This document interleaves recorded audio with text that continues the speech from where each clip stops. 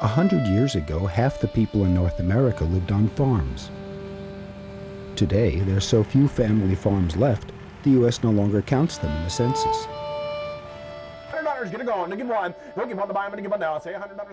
The number one cause of death for the American family farmer is suicide.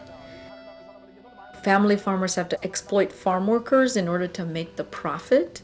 They have to exploit the water and the land in order to make that profit. And I think real farmers know that's wrong. Small farmers were put out of business by cheap food raised on giant factory farms in places where crops are grown all year. But the bounty of this industrial agriculture has a hidden price, and the bill is coming due. When you have like huge grand-sized farms that are trying to, provide for the entire United States coming from one area, you're just not going to get a quality product, you're not going to get a nutritious product. You need to eat fruits and vegetables, but it's where those fruits and vegetables came from that's equally as important in terms of freshness and nutrition. Food is such a fundamental need, and the way that modern industrial societies have evolved, we seem to be so disconnected from our relationship with food. Most kids today don't know that every bit of our food was once alive. It's this system that is so centralized and so vulnerable.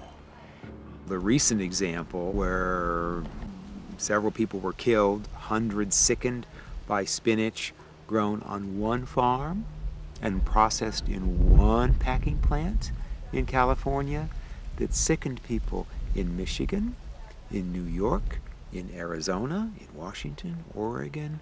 It really woke people up.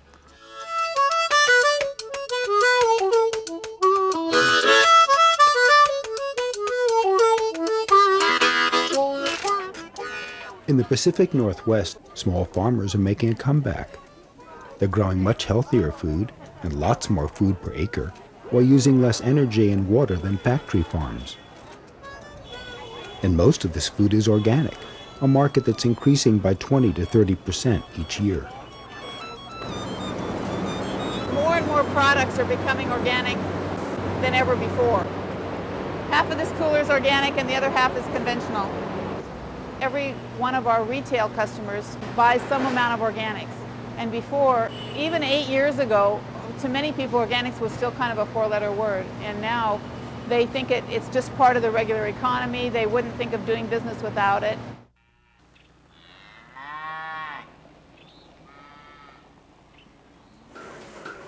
Mark Schmidt is a third-generation dairy farmer.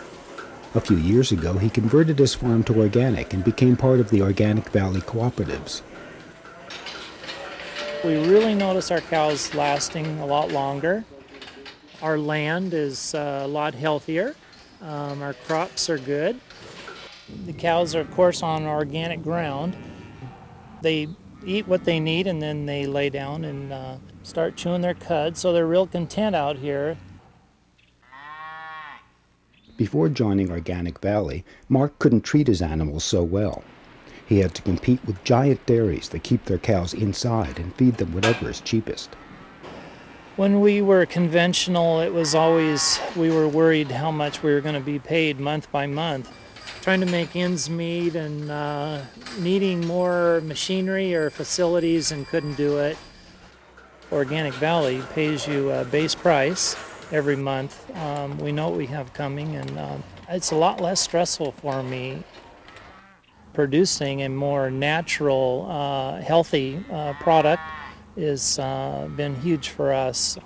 It's nice just keeping it local and family, so it's been good, really good. If growers can produce a crop without horrible pesticides and without sterilizing the soil, they will. In the 1970s, Ann Schwartz was a pioneer organic farmer in Washington's Skagit Valley. Learning how to grow good food, being the experimenters, taking the risks, trying to reinvent our food system. It took years to learn how to farm productively, without the chemicals she was taught to use in agriculture school.